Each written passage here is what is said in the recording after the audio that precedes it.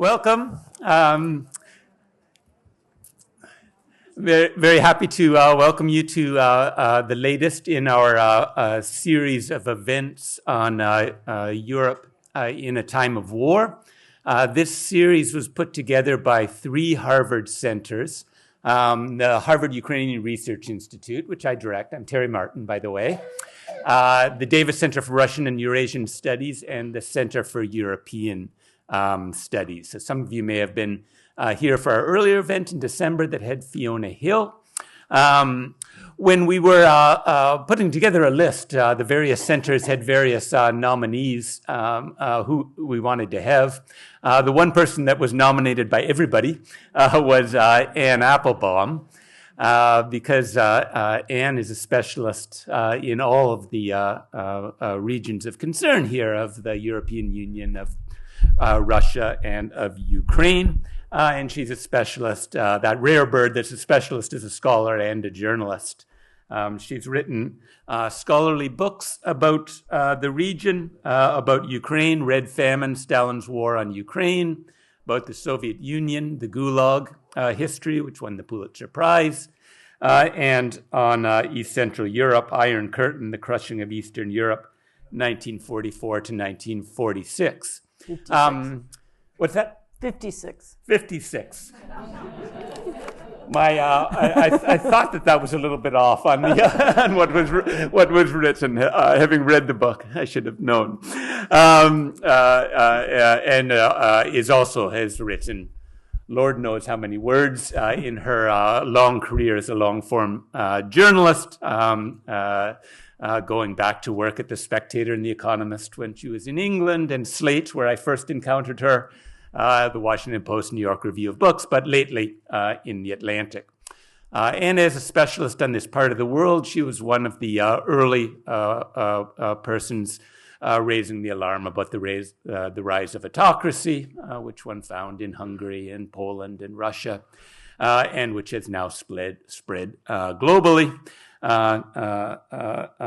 Including here, and she's written 2 books in the recent years on that. One, Twilight of Democracy, The Seductive Lure of Authoritarianism in 2020, and her latest book, Autocracy Incorporated, The Dictators Who Want to Run the World.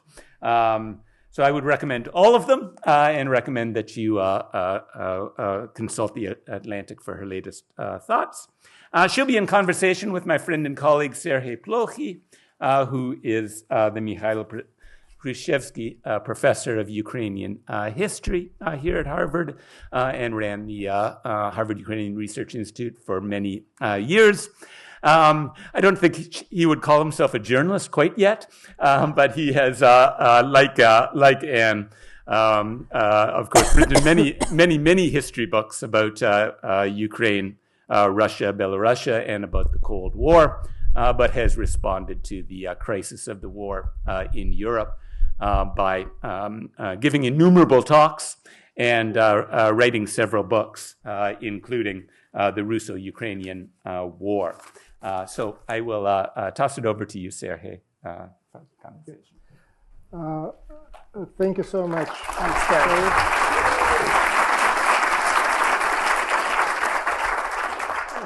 Thank you to all 3 centers for organizing this event. Thanks a lot for coming. It's a pleasure, and special thanks, of course, to our guest, Anne Applebaum.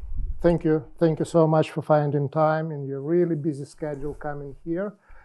I prepared some questions. I really look forward to answers. The plan is that I will be asking questions. We'll engage in conversation for roughly 45-50 minutes, and then we will open the floor to questions from the audience, questions, comments, but mostly questions. So that is the idea. And again, and if you would agree, maybe to say some opening words about Europe, about war, as you just mentioned, there is more than one war going there. So that would be the way to start maybe our conversation. Right. So yes, first of all, thank you so much for inviting me. This is the second or third time I've been here at Serhii's invitation. Some of you might know that my book on the Ukrainian famine was written really with the assistance of the Harvard Ukrainian Research Institute, and I'm really grateful to them to this day for the advice and friends and support that they gave me. So I feel very, very connected to that organization. I'm glad that it continues to thrive. I just wanted to start by saying, sometimes I've been trying to think of what is the right word to describe the moment that we're living through. So is it a rupture? Is it a paradigm shift? Is it a transition from one kind of world order or one set of ideas to another? And I've come to think that one of the best ways to describe where we are is actually a word that comes from a literary history written by a Harvard professor called Stephen Greenblatt. And the expression is the swerve. And the swerve is a book about, essentially it's a book about how the Renaissance rediscovered ancient texts, right? The rediscovery of ancient writing and thinking suddenly changed the way that people began to think in Northern Europe.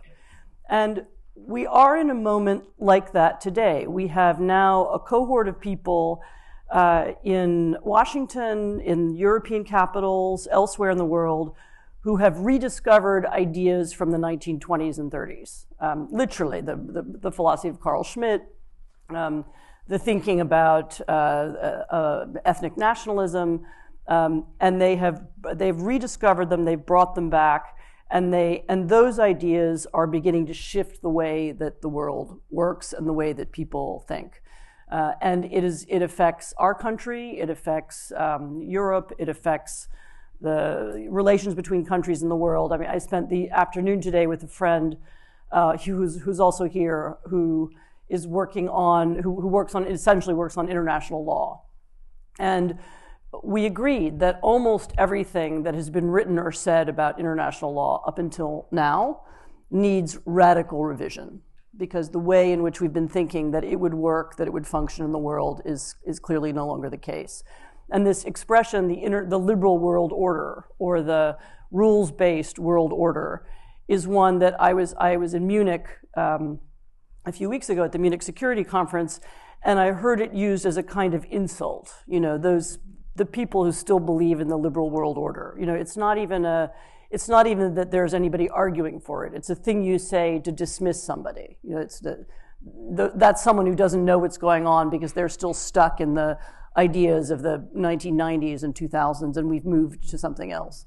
And so I think it's a really very radical change. And obviously it affects Europe, obviously it affects Ukraine, and obviously it affects us. So I wanted to begin with that context, and then we can maybe talk more about the specifics. Sure. Thank you. It's at the same time reassuring and scary. Reassuring in a sense that probably we know what can happen and what to expect and potentially can learn from history. And scary because we know that we are not good students of history. And you are. Not all of us are good students. And we know where it went in the 1930s, right? And World War II was there, and there is a discussion that is going on probably since, at least in the last 4 years for sure, maybe 5. If we think about history, where are we? Is it 1938? And we know someone who is arguing, okay, this is 1938, this is about Czechoslovakia. This is 1939, it's about Poland. This is 1941, this is about Japan. Or there is some other magic number, magic year that can help us. You mentioned 1920s, right? So that at least gives us some time still to do something about what is going on in the world. Yeah, I don't have a favorite year, to look back on. I very much don't think that history repeats itself. I don't think that things happen in exactly the same way. I mean, you can recognize patterns in language, and some of what we're hearing now coming from leading politicians not accidentally sounds like the 1930s, because that's what they've been reading and that's where the ideas come from. I mean, it's not that they're making it up from scratch. They're using it because they thought it worked then and maybe it'll work now. I mean, so if you look, for example, at some of the, even just the kind of internet propaganda used by the Trump administration, the posters and the style of imagery on Twitter, on the sides of buildings now in Washington. I mean, all of that, those are deliberate echoes of the 1930s, and whether they're doing it because they think it'll be successful and it will persuade people, or because they want to frighten people, or exactly why, I can't tell you. But there is a deliberate rediscovery of those ideas in an attempt to bring them back. And that doesn't mean that things will now unfold the way they did between 1933 and 1939, I don't think. Okay. Well, if you don't have a favorite year, I have one. Okay. What about year 1989? You were traveling through Eastern Europe, right, at that time. You wrote a book. I was living in Poland, yeah. You were living in Poland. You were reporting on what was happening in the context of the fall of Berlin Wall, for the lack of a better metaphor, but that's the most popular metaphor. And when I travel now, before the war I was flying. Now we take the train. I fly to Warsaw. You take the train. You take the car. You see Poland. You see how it changed. You see also other parts of Eastern Europe. Some changed, others didn't. So. It's a broad question, but going back to 1989, what is the biggest change that you see now? You live in Poland, you travel in that part of the world. So how different is it? It's very different.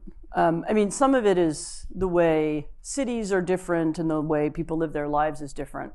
But to you and I, 1989 seems like maybe not that long ago because we remember it, but it's now ancient history. It's now ancient history, and there are now people in their 40s and even really early 50s who don't really remember communism.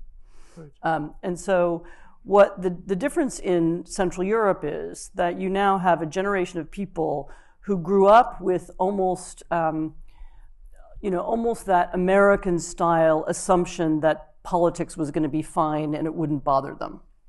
So we all have in the United States this feeling that we had for a long time this idea that democracy was like a tap, that water just came out of the wall and you don't have to think about where does the water come from, and the system was just set up and it functioned and you didn't really have to do very much, except maybe if you were a good citizen you would vote every 4 years, but you weren't involved in politics unless you were part of the specialist class of people who did politics. But ordinary people didn't have to pay much attention to it. And I think there's been a generation of people in Western Europe, of course, since the war, since the Second World War, and in Central Europe since 1989, who grew up with that same feeling. There was even, as some will know, there were academic theories that said that once you'd had elections a certain number of times, then you had democracy and you weren't going to lose your democracy.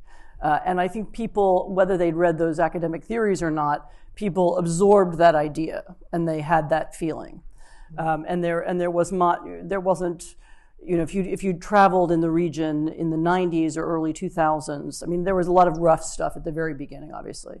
But once the Central European countries joined the European Union, once they were part of NATO, once they had established links of commerce and trade. I mean, I'm overgeneralizing now because there are places where it worked less well. But for better or for worse, we grew a generation of people who assumed they were Europeans, and who fit in automatically into Europe. I mean, Poles of my children's generation, for example, they hitchhike to Spain in the summer, and they have girlfriends who live in Paris, and they didn't think of themselves as being different or second-rate Europeans or outside of Europe the way Poles of my generation actually did 30 or 40 years ago. And so there's been a kind of real integration and this kind of assumption of stability that I think has underlain the prosperity. This is especially true in Poland. Again, there are variations. And obviously Ukraine was not part of that for many reasons, some to do with Ukraine, some to do with Russia. It didn't integrate as fast. It didn't immediately want to join the rest of Europe. Maybe it couldn't. It was a different kind of state. But the this assumption of in 1989 people talked about becoming normal, and this is what they meant by normal. By normal they meant Western European. And that is, I think that happened. I mean, it's one of the, if you step away from all the arguments we've had about it, especially in the last few years, if you step away and you look at NATO expansion as an American policy, actually it was one of the most, maybe the only successful American foreign policy of recent years. I mean, Was it American policy? I thought it was more Polish and Estonian. The Americans agreed to it, and the Senate passed it, and but the point is that it extended this sense of security and stability to all across that region. I mean, again, not reaching Ukraine, but including the Baltic states just made it in, Central Europe, and it gave the region this sense of safety and stability that seemed real. I think this sense is coming to an end now.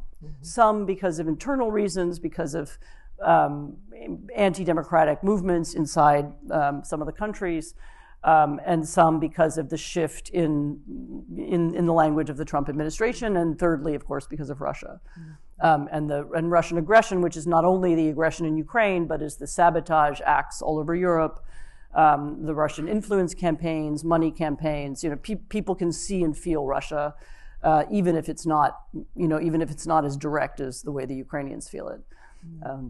But you have had a period from, if you count it from sometime in the 90s until sometime maybe a year or two ago, you had a long period of growth and stability that for that region historically is pretty unusual. And you also had, and it was growth and stability at a time when the nations of the region had real sovereignty and independence, which was, you can look at previous eras, they were part of other empires.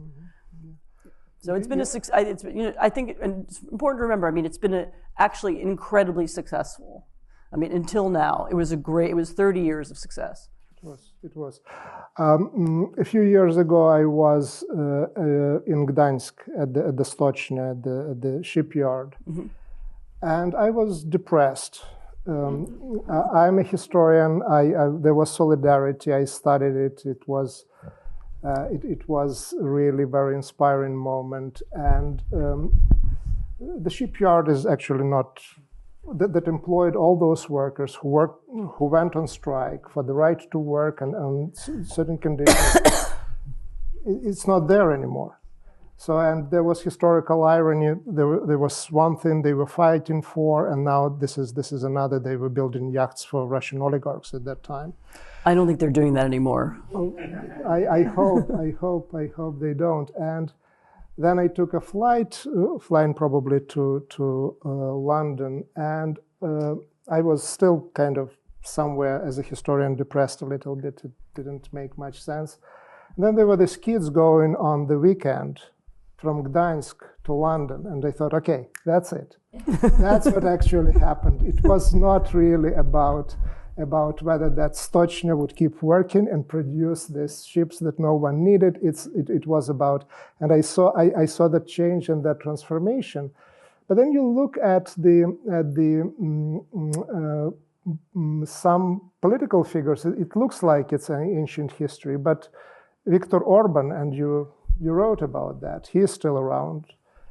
In Poland, some ministers in the government now still started back in the 1980s. right? And they are there, and the world changed so much. But this is the generation that came into politics with solidarity, with the fall of the Berlin Wall. So are they changing? Again, they're a very different group of people. But what this part of Europe that changed so dramatically, but we still have the generation that came into politics in the 1980s, and again, Angela Merkel was there for until very recently, at least historically speaking, very recently. What happened to the generation? I know that you looked at that. I'm in that generation, sort of. Okay. I mean, I'm American, obviously, but I'm married to one of the Polish ministers you're talking about. But although he was a high school solidarity activist, so not really. He wasn't an important political figure in the 1980s. I mean, look, that generation, including some former communists, is in many ways is unrecognizable. I mean, they've taken very different paths. I mean, as you say, Viktor Orban is somebody who started in politics as a liberal. He went to Oxford on a scholarship paid for by George Soros. He campaigned for a long time as a kind of young liberal. That was what Fidesz was, his political party. And what changed him, I think, was a realization that to stay in power and to keep power, he had to start using different language. And so he's one of the people who thought about the language of the past and brought some of it back. And he understood that, first of all, to win in Hungary, he shifted from being a liberal to being a sort of Christian Democrat for a while. And then he understood that to justify holding power and keeping it indefinitely, that he needed to change even more, that he needed an ideology that would allow him to claim that he was fighting the enemies of the state, that he was protecting the Hungarian nation from immigrants and from foreign influence, and that therefore he had a right to and had a need to undermine the Hungarian institutions that had been created a couple of decades earlier and hold power. And that's really what shaped and changed him. And when did that happen? I'm trying to figure out in terms of this authoritarian turn. You also researched that. Can we place it in a particular period of time? He had won an election and then he lost an election. Okay. And then when he lost the first time, he was angry, and it was when he came back to power the second time, which he did in an election that he won by a landslide because the government in between had been very corrupt. This is when he said, I don't want to lose again.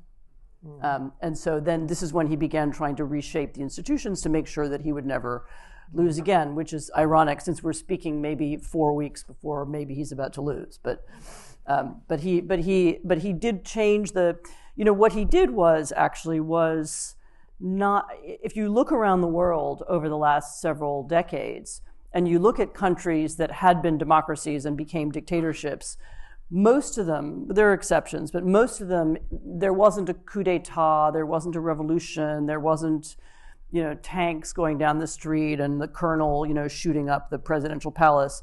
Most of them have declined because somebody who was democratically elected, with a legitimate, even big mandate, came to power and decided to alter and reshape the institutions so as to hold power, so as to keep power indefinitely.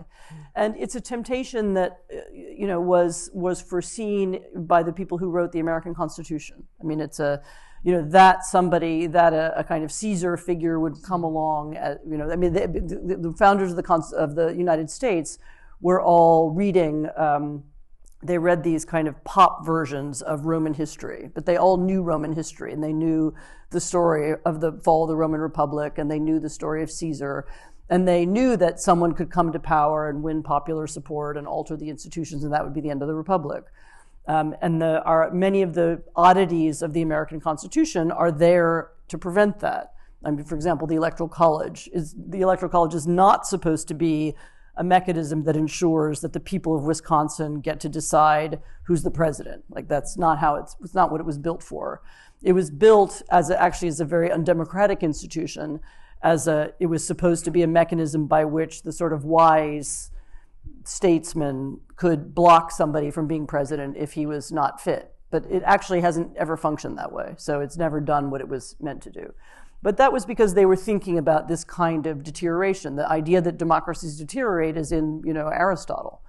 And so, what Orban did, what Erdogan did, what Putin did it too, although Putin did it in a situation where democracy wasn't very strong anyway, and hadn't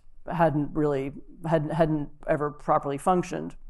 And what all of them have done is identify the institutions that can be that are most easily corrupted or are key to maintaining this level playing field that makes democracy possible. They identified the courts, the press, sometimes the civil service. In any democracy, there has to be a set of institutions that persist no matter who's in power. That can function. Theoretically, the courts are independent and nonpartisan. And they function according to the rule of law, according to the Constitution, and they shouldn't, in principle, be affected by who's the president. Because when you have courts that are affected by the person in power, then you don't have rule of law, you have rule by law, and that means the law is whatever the person in charge says it is at any given moment, and then you have a different political system. And the courts need to maintain the same. In the United States, since the end of the 19th century, we've had a nonpartisan civil service. Again, in theory, in practice, sometimes it wasn't. But there were still elements of the government that persisted from presidency to presidency to maintain, so that there were always people who knew how to measure air pollution in the government, no matter who was in charge, or determine whether food was, had poison in it, there have been certain elements.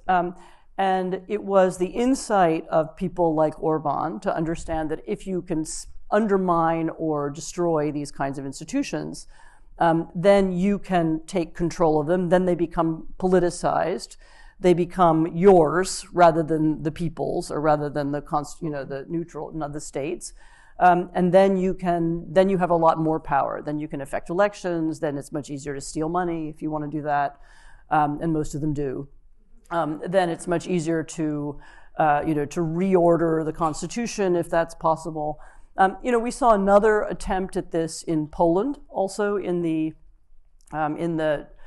the previous government between 2015 and 2023. There was a government in charge which sought to alter the judicial system. It's a long story that I won't tell you all of, although the Israeli government has tried something very similar by making small changes to the way judges are appointed, in effect allowing the government to appoint the equivalent of our Supreme Court. It's as if Trump were able to fire 9 judges and appoint 9 new ones. And so they didn't succeed for a variety of reasons. They were not able to take over all of the judicial system. They didn't take over all of the civil service, but they tried. And you can see elsewhere in many parts of the world, as people see that this is possible, you see them trying. And of course, you can see the Trump administration trying some of this now. Okay. And as I said, it's a weakness in democracy that's always been there. That it has to be, it works only when the main warring parties, or the main, warring, wrong word. So the parties that are competing accept the same rules. And when they stop accepting the same rules, then it becomes much harder to run elections that are considered to be fair by everybody. So this is weakness in democracy. And you mentioned a couple of times that in Russia it's a different story. Right, and you wrote your first big book was on Gulag. So back in the 1980s, early 90s, again, the excitement, including in this country, was enormous about democratic Russia, and it didn't happen. And as a historian, what do you think? It was naive to think in those terms, that history really limits choices that politicians have, or someone quote unquote lost Russia? I think we had very little to do with it.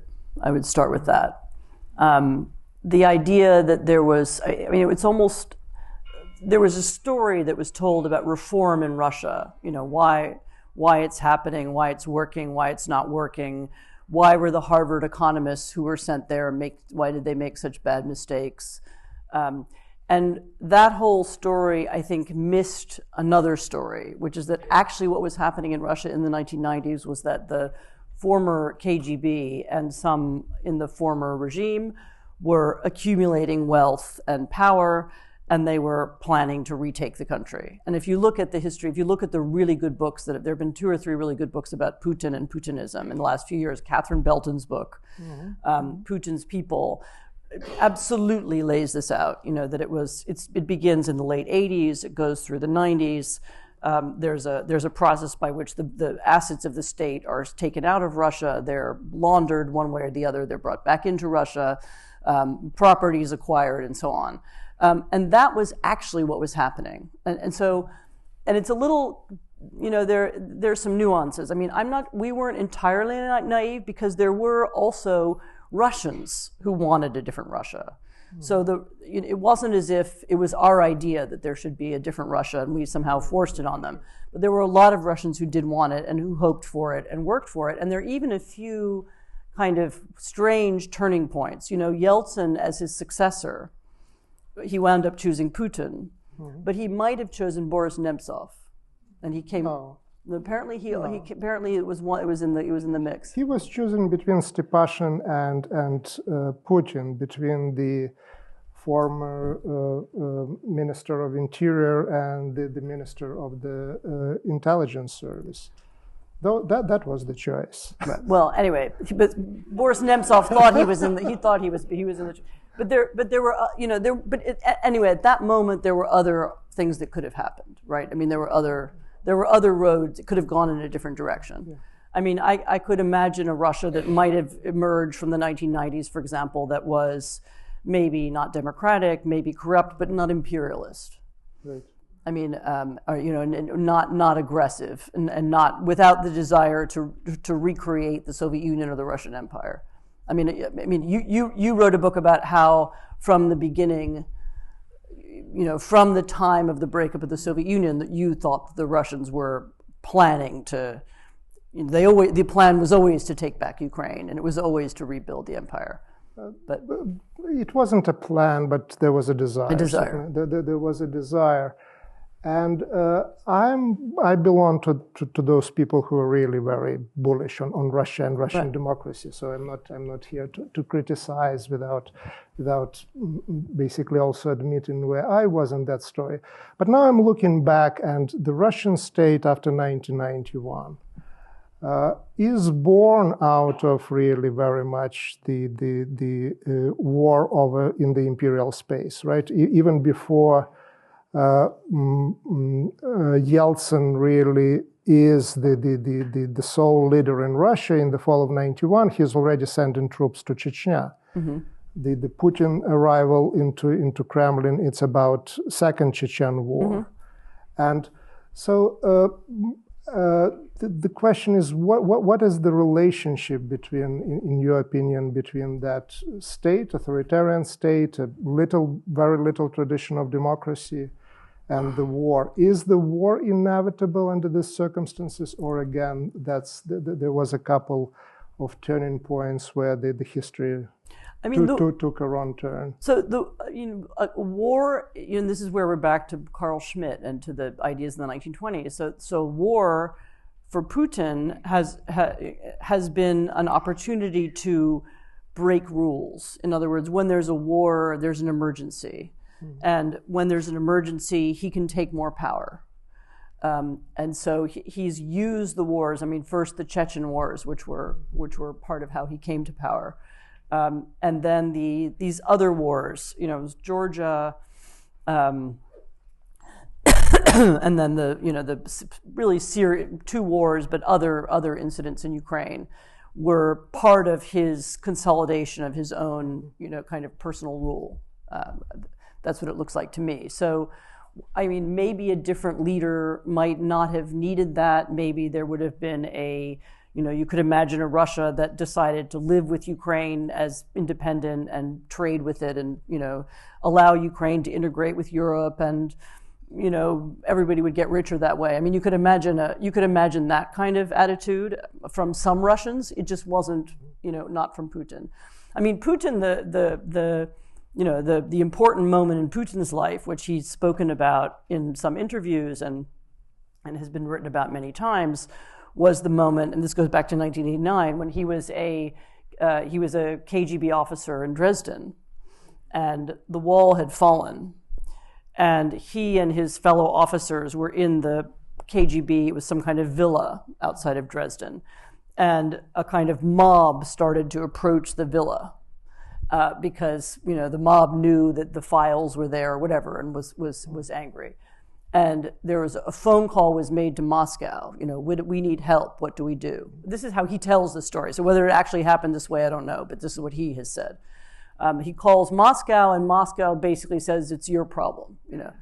And then he sees it's over. There's no one's coming to help us. We're on our own. And then they, again, in his description, they burn the files in a kind of one of those charcoal burner things, in the middle of in the courtyard of the villa, and they burn all their files. Mm-hmm. And so his experience of 1989 was not the experience of freedom and openness and now we can integrate and, now we can become prosperous. His experience of 1989 was tragedy, disaster. This is the end of our power. This is the end of our empire. All his friends in the Stasi lost their jobs. I mean, he's talked about this too, and his wife's friends lost her job. Everybody lost their housing, and they all had to go back to Russia, where, for several years they struggled, and he wrote a plagiarized PhD and, moved on, No, that's not a joke. He did write a plagiarized PhD. But it was for him, this, the experience of the end of communism was traumatic and terrible, this experience of loss. And he does represent a generation of people who felt that way. I can't tell you what the numbers are. Right. But there was and for him, regaining power at some level has, and I learned this from you and from your writing in part, regaining power was partly about rebuilding what we had, bringing the empire back together again. And his fixation on Ukraine, I think is partly about that. It's partly about Ukraine being, having been for 300 years, having been the most important part of the Russian Empire. It's the part that connects Russia to Europe. It's the breadbasket. I mean, there have been different language used at different times. And also Ukraine, Ukraine's desire for genuine sovereignty and independence, and also this grassroots pro-democracy movement in Ukraine, which is also genuine and has also, and it's, we had it in 2004 and 2005, and then we had it again in 2014, which has periodically sought to rein in the corruption and oligarchy that there was in Ukraine, like there was in Russia after the 1990s. I think he also saw that as a threat, because that movement, what does it remind him of? It reminds him of the democracy movement in East Germany in 1989, which was so destructive to the Soviet Empire. It reminds him of the Moscow protests in 2011, which were the one moment when he got afraid, when he saw, any street movements, democracy movements, anti-corruption movements, people who talk about the rule of law, people who talk about transparency and accountability, people who talk about independent courts. This language is terrifying to him because he knows that it's powerful. It can affect people and make them do things. And also, I think particularly because it's coming from Ukraine, which is the lost colony. I think it's his obsession with Ukraine is explained partly by that. I mean, I think I was here a few years ago talking about my book on the Ukrainian famine, and it's not exactly the same, but there's a similar obsession that Stalin has with Ukraine. that Ukraine, we can't lose Ukraine because Ukraine is the key, because the uprising in Ukraine or a national movement in Ukraine could have an effect on Moscow. It's always been that, I don't know that events in Kazakhstan are ever going to affect events in Moscow, but events in Kiev do. No, Ukraine certainly is big in the imagination of rulers even before the 20th century. And speaking about Ukraine, so we talked about what used to be Eastern Europe, and there were high expectations and 30 years roughly of very, very successful development. And we talked about Russia and high expectations and really the democracy, or at least the Russia that a lot of people, if not most people, imagined didn't materialize. And then we have Ukraine, where the expectations of anything, or at least outside of Ukraine, are extremely low. So the Russia and Moscow is the center of democracy. Yeltsin is on the tank. Ukraine is run by the former secretary in charge of ideology. And now we talk about Ukraine as one of very few places where democracy survived. In 2022, there was a consensus in Washington, Brussels, and Moscow that Kyiv would not go for more than 3 days, or Ukraine would not last for more than 3 weeks. And Ukrainian democracy is still there, and Ukrainian state is still there. So it's basically a different case from this previous two that we discussed. And again, what did we get so wrong about Ukraine? We didn't expect neither democracy, we didn't expect the state that would be able to survive, and they're there. So what as historians or observers or commentators, what did we miss? So I thought Ukraine would last more than 3 days. I just want to say. No, I think you know this very well, and Harvard is one of the exceptions to a rule that you find in most academic institutions. Most people in the last 100 years who studied, or more probably, who studied that part of the world, studied it through the lens of Moscow. The Ukraine was a secondary story. It was not the main story. It was off the story was in Moscow. The story was, Lenin, Stalin, Khrushchev, Brezhnev. And that was the story of that part of the world.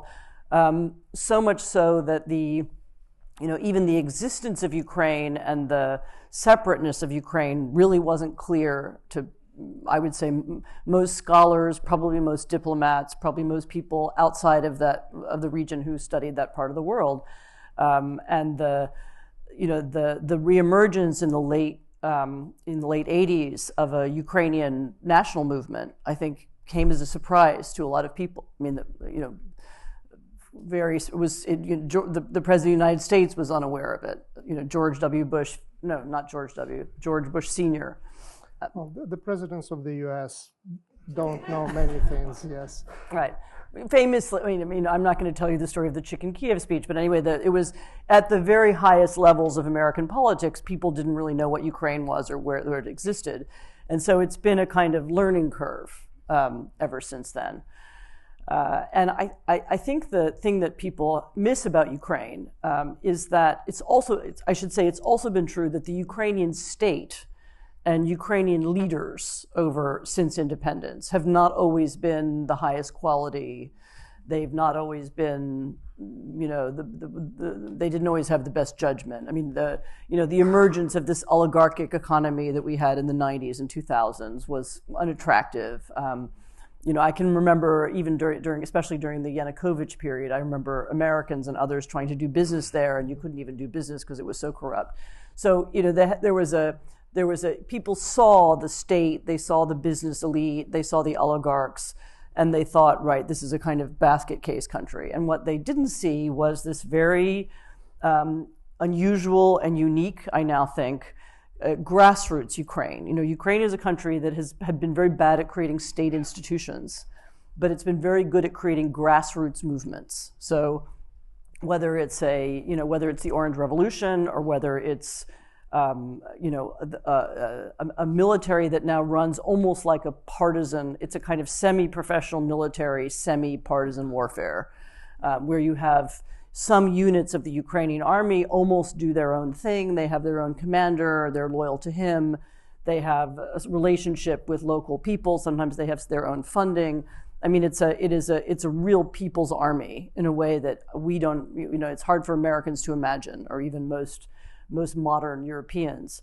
And the fact that all of that was possible, that there's this, there was an intense, well-connected, networked teams of people who understood, computer science and how to make drones and AI, and Ukraine now has the most advanced drone industry in the world. I mean, nobody understood that or saw it coming because it wasn't really visible from the outside. I mean, it was, you start with the prejudices that people had in the first place. Then, as I said, people looked at the state institutions and they saw something that didn't work very well. And they missed this civil society that is so powerful in Ukraine and has been and was the thing that kept Ukraine functioning as a state and as a nation over many decades, actually, of repression. And that just wasn't visible, I don't think, to the outside.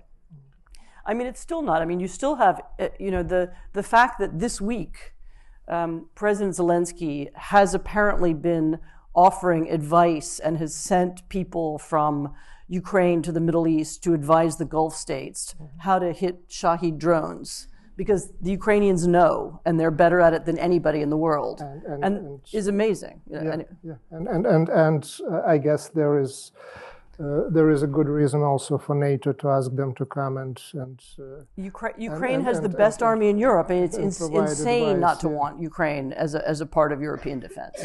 I mean, de facto they are already, but it's the most powerful army in Europe. It's the most technologically advanced. It now has one of the most advanced and modern. I mean, I guess they don't make tanks, but they make the most modern drones, and they do the most modern electronic warfare of anybody, except the Russians. But. Yep, this is the biggest war in the world since 1945. So far, yeah. Since 1945, yes. Yes. So, and it started as a special military operation, right? And it became so big because what you just described, that Ukrainians found the way how to resist, but they did that with a lot of support from the United States and from Europe. And this is not just the biggest war in the world, this is also the war that is happening in Europe. And other big wars in the world were happening, or at least starting in Europe. So the question is, what does it mean for Europe? What did change in this last 4 years, right? Because I look at that, and there are positive surprises and negative surprises, and the positive surprise is that once the US decided actually not to supply weapons, but to sell weapons to the Europeans, I don't know how many people thought that Europe would actually be able to step in, but Europe is there. They right? have. So that's a change, right? But you're there, you're inside, you live that, you write that, you speak that. How you would summarize changes in Europe in the last? So I think there are two sources of profound change, and you're right that one of them comes from the threat from Russia and the war, and the war somehow for a variety of reasons in 2014 it didn't have the same impact, but the 2022 invasion, the scale of it, the photographs from it, the awareness of almost the way actually the refugees looked. If they'd been black and white photographs, it would have looked like World War II. And it was a kind of, the days when the war broke out, there was a kind of collective shudder. I was in Poland, And people immediately felt that something, was different, and this was a different kind of war, and they had to respond in a different way. But that war also had a shattering sense on something else that happened after 1989, which was the belief that trade with Russia and interaction with Russia would eventually lead to peace. Mm-hmm. And this was especially a German idea, but not only. The Americans had it too. And it was, to be fair to the people of the 1990s, it was based on their experience. So the experience of Germans after the Second World War was that, yes, economic integration with the continent and even this kind of trade they'd had with East Germany had preserved the peace, and it was through this trade that we built, the European Union, and we eventually, their interpretation of the fall of the Berlin Wall was that it fell because of, Ostpolitik and the Germans dealing with the Russians, and that it was, our patience won out, and eventually we were reunified. Which is not quite how others remember it, but that's how they remembered it. And they had this idea, and Merkel said this several times, in so many words. She said, that we have to think about Russia in the same way, that we will trade with Russia, we'll deal with Russia, and then eventually, the arc of history will bend in the correct direction, and Russia will, at least they won't go to war with us if they have economic interest. And this was a deep belief, and it worked with the Berlin Wall, right? The Berlin Wall also was more, but that was also because there were protests in East Germany, and it was also because there were American soldiers there for 40 years and so on. So it was a bit more, the sort of German story, I think, the sort of mainstream German story leaves some things out. But nevertheless, this was a deep belief that if we trade with Russia and we treat them as, we invite them into our various clubs and we make them part of the G7, that they will, eventually become, if not exactly like us, then at least, we'll all be able to live in one continent together.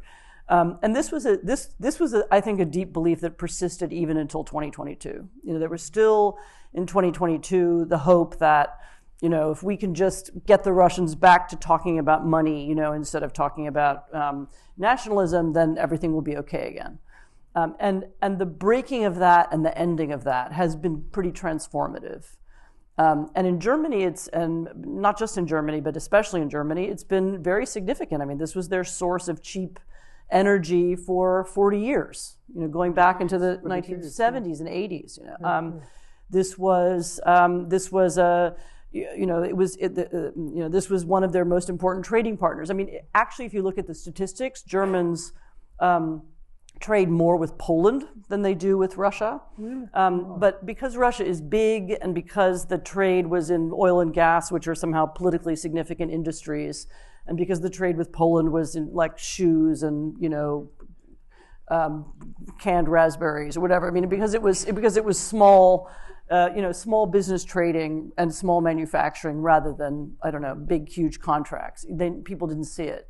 But they had this idea that this is how we'll preserve peace. And of course, there was an element of greed as well. We can make money in Russia. But I think that it's unfair to say it was only greed. I think there was a belief that this is the foundation of peace, this kind of gas trade. And that's broken, and I don't think it comes back anytime soon. And a lot of European companies who invested in Russia are profoundly disappointed. They all lost money there. They don't want to go back. They all understand that the regime is untrustworthy. They've also come to understand that they need their own defense industry, and they understand that they need to think. About defending themselves in the future. And here's where I should add that there's been another shock. I've been in Europe in January and February.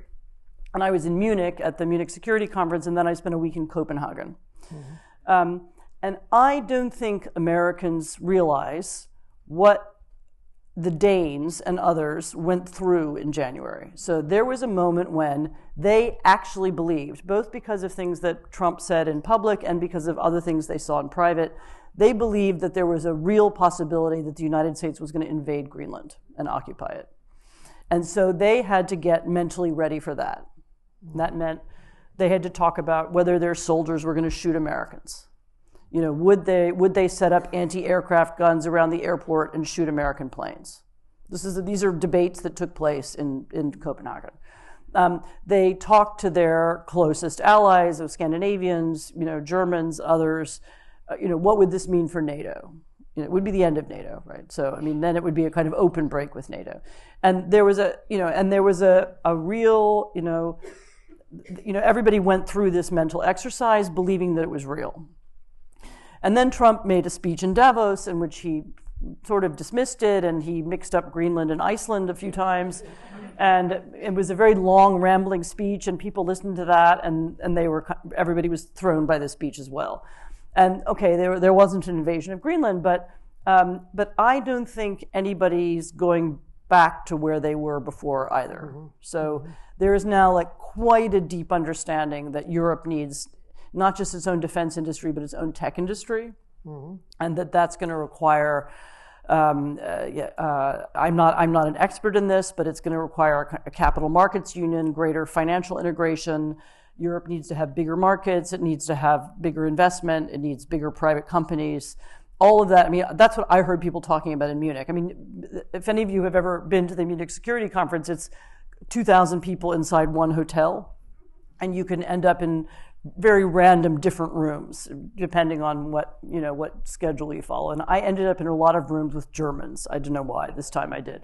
And this is what they were talking about. German business people. They wanted to talk about integration of markets. And everyone you speak to now in Europe, not just in Europe, but especially in Europe, talks about hedging. How do we hedge against the United States? How do we find other markets? How do we protect ourselves? We're now in a world where we have America on one side and Russia on the other, and we need to think about what our voice will be. And of course, they are at constant risk of being undermined from within as well. Mm-hmm. And one of the oddities of American politics right now is that also in Munich, there was the Deputy Defense Secretary, Eldridge Colby, was there. And he was speaking in Washington today too. I didn't hear him yet. I don't know what he said yet, but he made a speech in which he said, we all power to Europe. We want you to defend yourselves. You do the conventional weapons and maybe we'll help with nuclear weapons.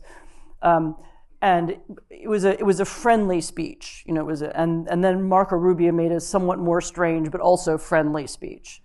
But immediately after the conference, after saying we want Europe to rearm and we want Europe to be strong and we want Europe to defend himself, Rubio went to Budapest, where he met with Viktor Orban, who is pro-Russian, who opposes European defense spending, and who, if he could, would weaken or break up the European Union, which is right now the only entity that's capable of making this new unity work.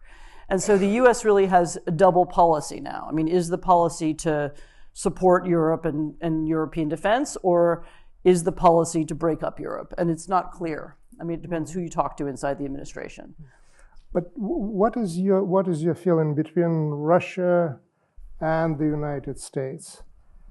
And Ukraine is there to a degree buying time, also at least given time for Europe to do something.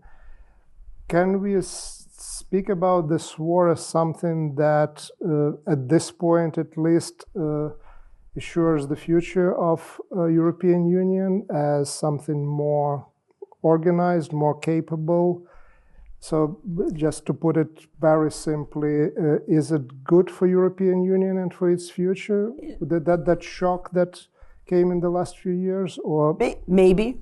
It's certainly the way that people in the way that people in politics, the way that people in business now speak about the future of Europe is now very different from what it was 3 years ago or 4 years ago.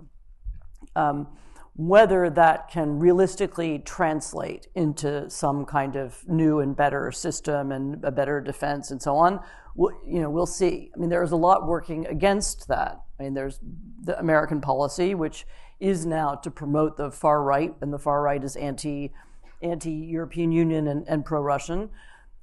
There's Russia itself, which continues to fund these influence campaigns and sabotage campaigns in Europe. And there are Europe's, as I said, the internal political movements that either some have MAGA connections, they have connections to the Trump administration, some have Russian connections, that also have as their plan, the undermining or the division of Europe. So, it remains to be seen. I mean, there are certainly people who have good intentions and are in positions of power who now understand the real situation and want to make changes. But whether they will be able to do that in the face of these many obstacles, I don't know yet. Yeah, I'm looking at my watch. It looks like maybe I will ask the last question now, but I will cheat a little bit. There will be two questions in one. The question is about Ukraine, but two different angles. The first one is the war is going on, right? The people are dying. The Ukraine just went through terrible winter, yes. And there is talk about negotiations and hope. And one of the hopes is that if peace comes or armistice or whatever it is, one of things that should encourage Ukraine would be membership in European Union. Mm-hmm. And it looks like that the European Union will last and maybe will transform itself in a different way. So how do you feel that from being in Europe, in European Union, that's one part of the question. And the second is, what is at stake for Europe and European Union there in Ukraine? So, as I'm sure everyone in this room knows, membership of the European Union involves things like, decisions about agricultural subsidies and rules about health and safety in factories. And so accepting this entire body of European legislation takes a long time and has for every new member. And there is a discussion about how to speed up or find some other track for Ukraine. Like, there are some precedents for this. Like, Ukraine might be a member, but not of everything. Like, not of Schengen, or not of some piece of the market, or not of the whole single market. Or there's some. I've heard a conversation like that. Okay. The other problem with membership in the European Union is that it requires ratification from every member state. Mm-hmm. And that includes Hungary. Right. Yes.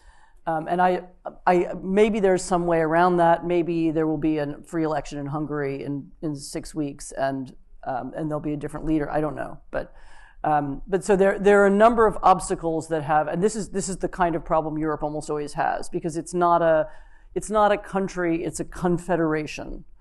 It's not a federation. And because of that, each member state has some blocking capacity. And that's one of the reasons why it's so frustrating to watch them move forward. But it's what the member states have wanted, because they've wanted to maintain their sovereignty in various areas. So it's the trade-off that Europe has made between having a bigger voice on the global stage and then letting people decide more things at home. I think there's certainly at the various highest levels, there is some will to find a way to have Ukraine in some form, even if it's not in all of the areas. But as I said, there are a lot of obstacles. For Europe, I think the addition of Ukraine is, assuming that the war ends, which is a big assumption, could be transformational. Ukraine has the biggest and most sophisticated army in Europe. Ukraine has, the possibilities of mineral wealth and agricultural wealth, potentially on an enormous scale. With Ukraine, Europe is a superpower, or potentially is, if we can find find the governance mechanism to make it work.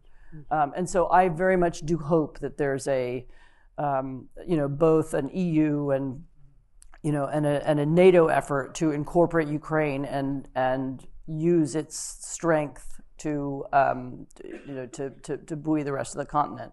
I mean, there's another thing that will happen in Ukraine if the war ends is there will be a construction boom, an investment boom. There will be a lot of things to do and fix. Even in the first year of the war, I went 4 or 5 times to Ukraine in the first year of the war, and even then I was hearing people talk about reconstruction, like when the war is over, here's what we're going to do, and I've been hearing that for a long time. And so there are plans that are ready to go. There are people who want to do things there, and so it's an unusual kind of. I mean, of course, it's a very, very poor country right now, but it's a very poor country with a lot of potential and a lot of people who are willing to work to make it better. Thank you. Yeah, I took part in my first reconstruction of Ukraine conference in May of 2022. Right. There is a lot of goodwill and desire to rebuild Ukraine. I hope that will start relatively soon. So thank you so much for this conversation. And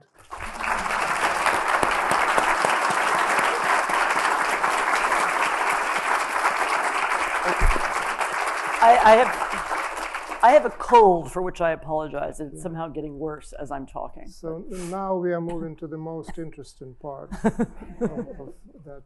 Okay. So, and Grzegorz here. Yeah. If you, and I would ask you to introduce yourself and then proceed with question and comments are prohibited. Yes. Okay, thank you so much. I'm Grzegorz Ekiert. I'm the director of the Davis Center. And this was amazing conversation, but I would like to move it from history to the present. Really? Since last Saturday, we have the second major war unfolding in the world, and I wonder how you think about the interaction between Ukrainian war. I've just been talking to people about. So this war has been going on for 4 days or 5 days, and I'm afraid we're still in the it's too early to say phase. There are ways in which I can imagine the war being of advantage to the Russians. I mean, the war in Iran, in that oil prices will go up, there'll be more general instability. You can see American-made weapons and defense, especially this very important defense ammunition, being burned away very fast, and that's not good for Ukraine.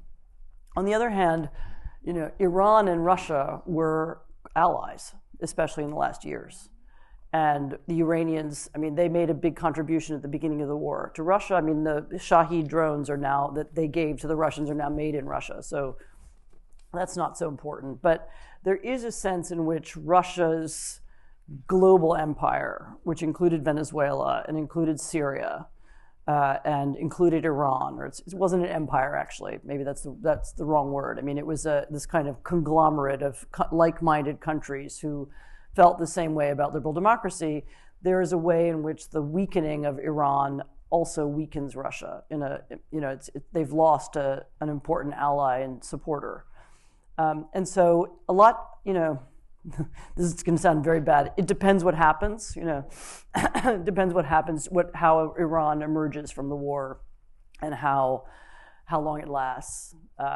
Whether if there's a spike in oil prices that goes up and lasts for 2 years, then that's very different from a war that ends next week and, with the collapse of the Iranian regime. And so I feel like it's a little bit early to make a statement. And obviously, they are related. The wars are in some way connected, and what happens in one sphere of conflict will affect the other. It's just that it's too early to make predictions. Thank you. Yeah, I will move that way now. So the gentleman over there and.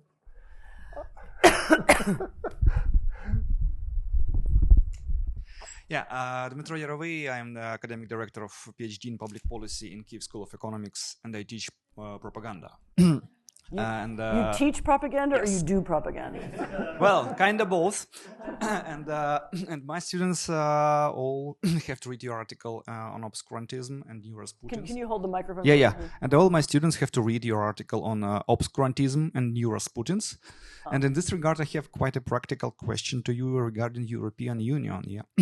So when my students are asking me, so what should we do to beat up the obscurants coming to power, we come to this freedom security dilemma again. Yeah, so we can use approach when we trying to beat up obscurants using holy grail of media literacy, the fact checking. Yeah, and of course they work if we lived in the country of pink unicorns.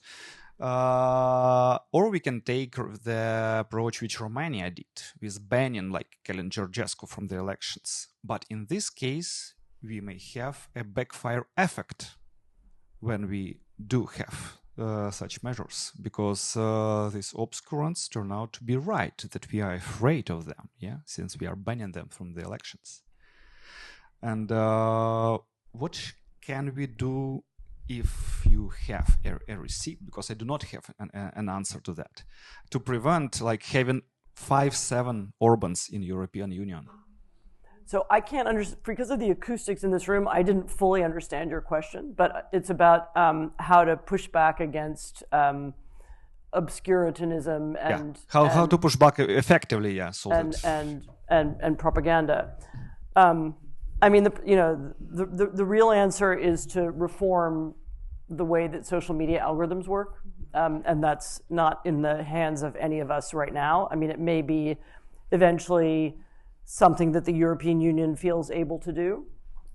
All of us have the feeling when we type something on Facebook or on Twitter that we're engaging in an act of free speech. You write something and then you get an answer, and you're in a conversation, but actually you're not in a free conversation. These conversations are manipulated, and they're manipulated for different reasons. By companies who want you to stay online longer so that they can sell advertising.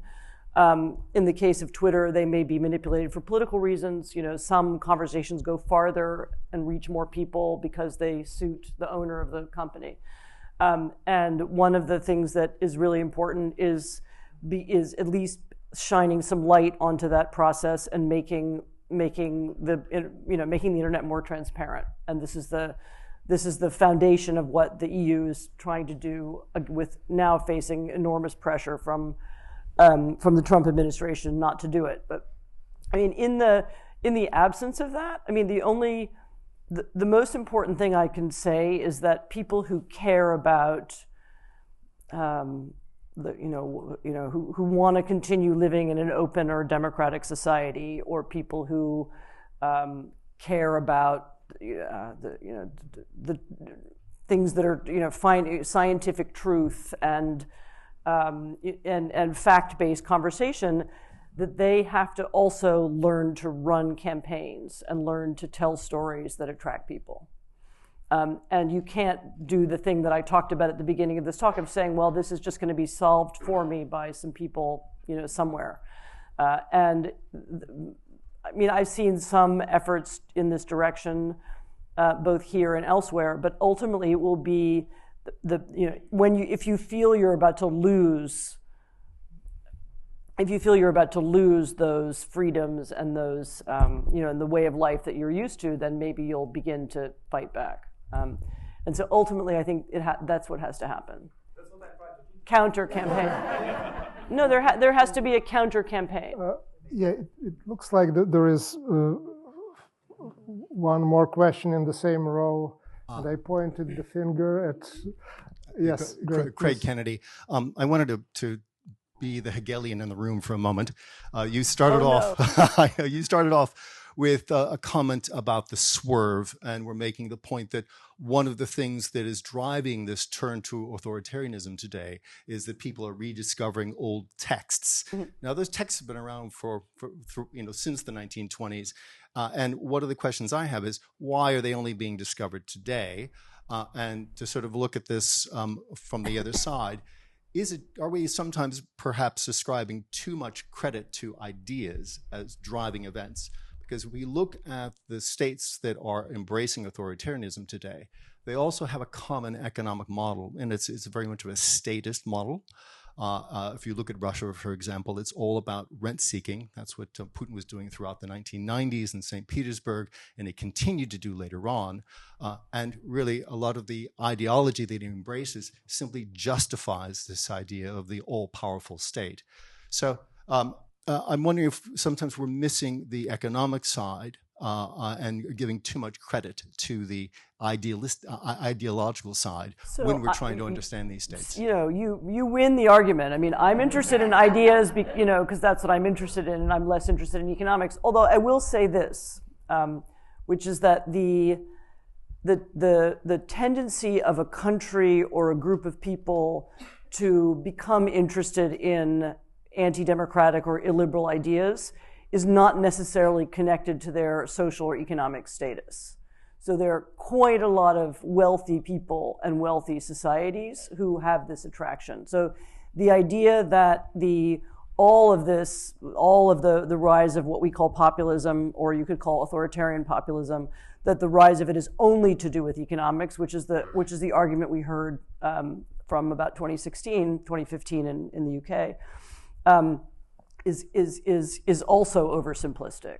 I mean, clearly there's an element of disillusion with the societies that, people are disillusioned. And they're disillusioned for many reasons. They're disillusioned because of the great gaps between the wealthy and the poor, obviously. Some are disillusioned because, in Hungary and Poland, you can find people who are disillusioned because, this wasn't the society we imagined in 1989. We thought we would be living somewhere different. You can find people who are disillusioned because, they dislike feminism and they dislike the changes in modern family life, and they dislike, they're upset about demographic change, and they want to go back to a time when those things weren't there. I mean, so there's always a reason for the disillusion, and that leads to you to be to hook on to ideas of essentially what we're talking about is ideas that are radically different from the democratic ideas we've all grown up with. So ideas that propose a different kind of society. And so in order to be attracted to that, you have to find something radically wrong with this society. And some people find it in moral, wokeism, and some people find it in economics. So you're right. Obviously, economics are the world that we live in is created by the economic system that we live in, and there's something wrong with it, or people wouldn't be so distressed.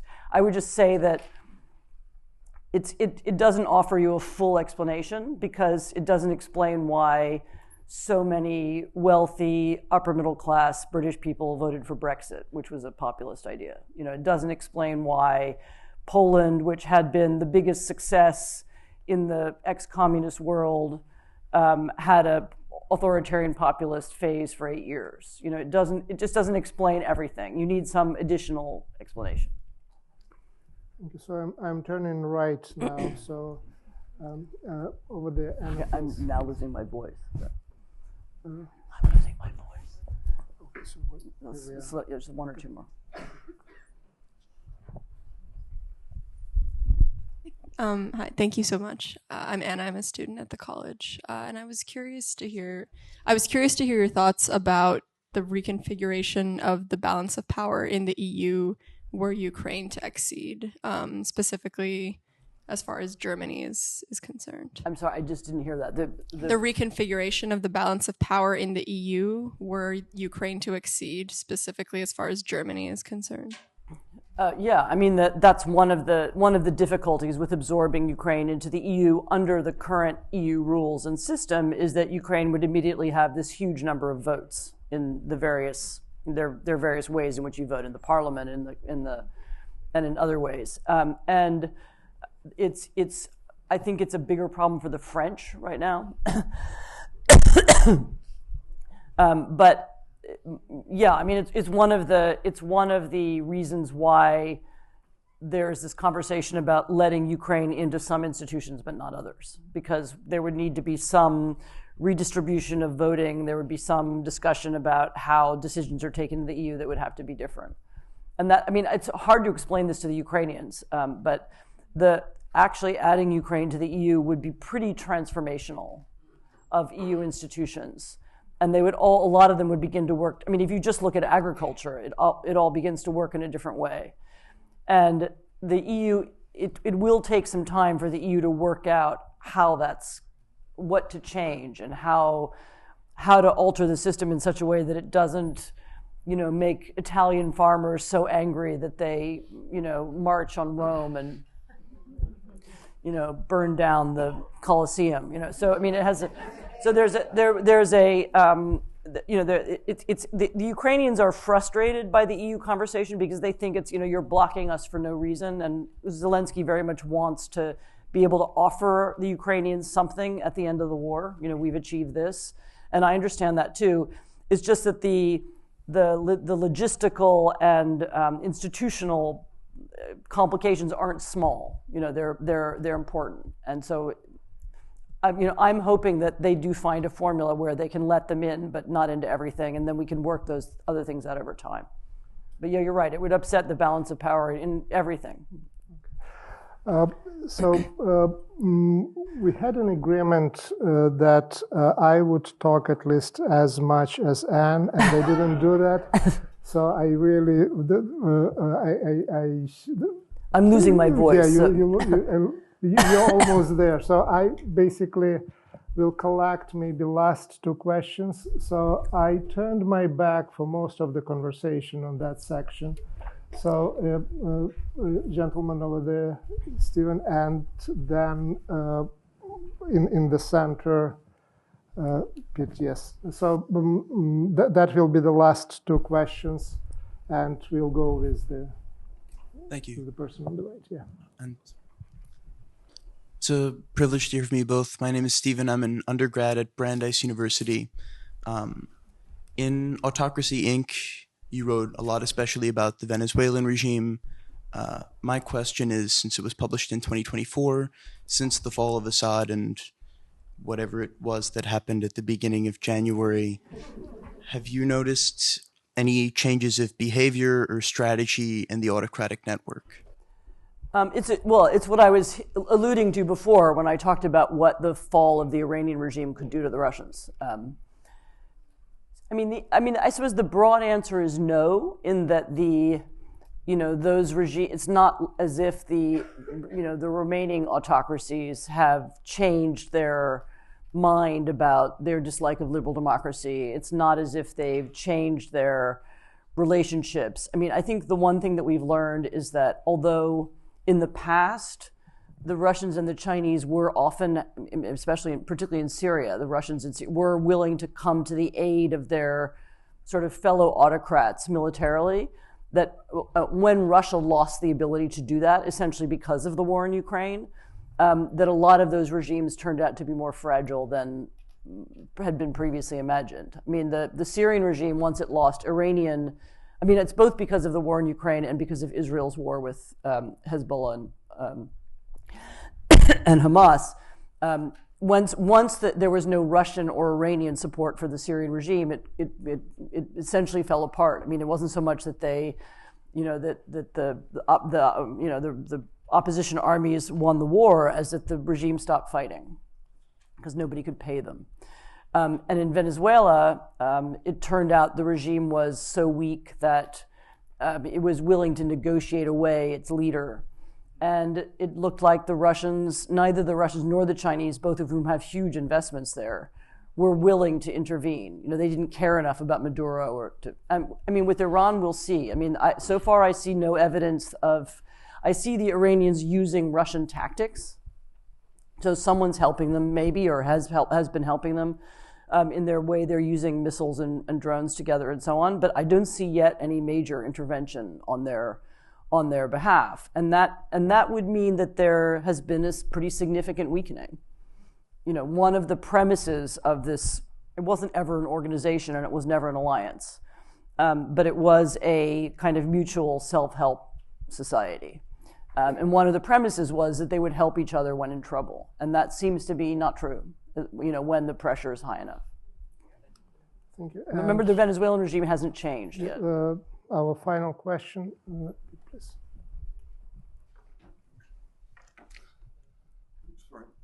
Thank you. I'm Pete Brown, Huri associate. Maybe I misunderstood, and perhaps you can clarify this. My impression is that in your talk, you were giving equal weight to agglutinative and centripetal forces in Europe, Western, Central, and Eastern. A little bit closer. Yeah, we can't hear you. Okay. Sorry. Did everybody back here hear me okay? No. Okay, all righty. Now my question is, and perhaps I misunderstood, is that in your talk, you were giving equal weight to both agglutinative and centripetal forces in Europe, be it Western, Central, and Eastern Europe. Could you clarify, please? I'm sorry, I didn't understand the question. Equal weight to centrifugal? Is it coming together or is it falling apart? What, Europe? EU. Things Oh, the fall EU. apart. I mean, life is in constant motion, and there are forces that want to tear the EU apart, and there are the leadership of the EU right now, and by that I mean the leaders: Germany, France, Ursula von der Leyen, Poland, the Netherlands. Actually, all of them. I mean, all the important, even Meloni. The leadership of Europe right now is very dedicated to the idea of reinvigorating the European defense industry, reinvigorating the tech industry. They have big buy-in from the business community that also wants to do that. They have they're clear both about the pressure from the United States and the pressure from Russia, and they absolutely want to move forward. And I've heard this at the highest possible levels. At the same time, there are both far right or separatist or other forces inside almost every country that oppose those ideas.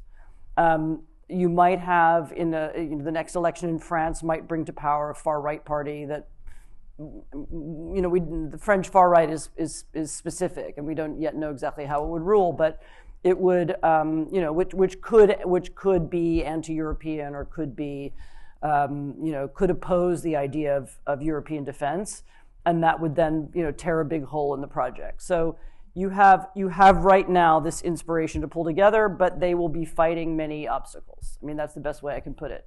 They have a challenge from Russia, which is both in Ukraine and inside their own societies. They have a challenge from the United States, which is also inside their own societies, and they have challenges from peripheral or less peripheral political parties everywhere. So it's an open question. Last question from me. Are you optimistic? I'm professionally obligated to be optimistic.